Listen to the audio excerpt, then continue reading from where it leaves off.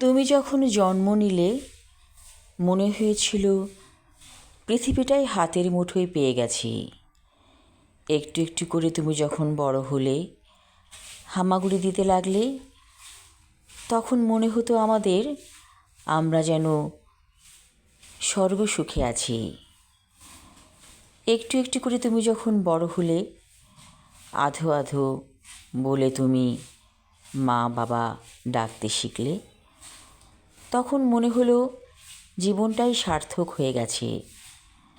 তারপর কখন যে সময় চলে গেছে তোমাকে বড় করতে টের পাইনি। মাথায় চিরুনি করতে যেয়ে দেখলাম চুল পেকে গিয়েছে। হায় রে সময়, চলে গেছে কত দূরে। এখন তুমি পরের ঘরের ঘরণী হয়েছ। তুমি আর আমাদের কথা ভাবো না। তুমি যখন আমার কাছে আসো, তখন তুমি তোমার শ্বশুর শাশুড়ির কথা বলো, দেবর ননদদের কথা বলো। ওদেরকে নিয়েই ব্যস্ত তুমি। ওদের ভালো চাও, ওদের কিসে ভালো হবে কিসে মন্দ হবে তা নিয়ে চিন্তা করো। অথচ আমি তোমার সামনেই কাশতে থাকি, তুমি খেয়ালই করো না। আমি মনে মনে অনেক কষ্ট পাই, কিন্তু তোমাকে কিছু বলি না, কারণ সবসময় তোমার সুখী আমরা চেয়েছি। আজ তোমার বাবা পৃথিবীতে নেই, আমি একা আছি। তারপরে তুমি আমার কাছে খুব একটা আসো না, নানা রকম ছলছুতোয় দূরে সরে থাকো।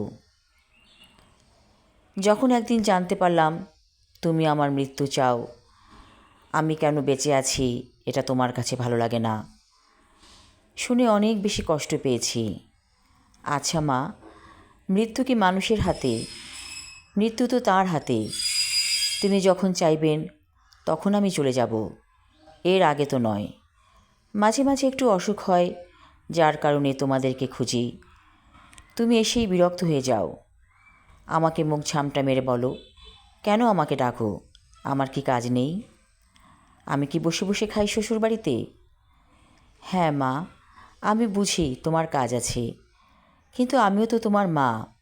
আমার প্রতি তো তোমার দায়িত্ব আছে, সেটা কি তোমার মনে হয় না?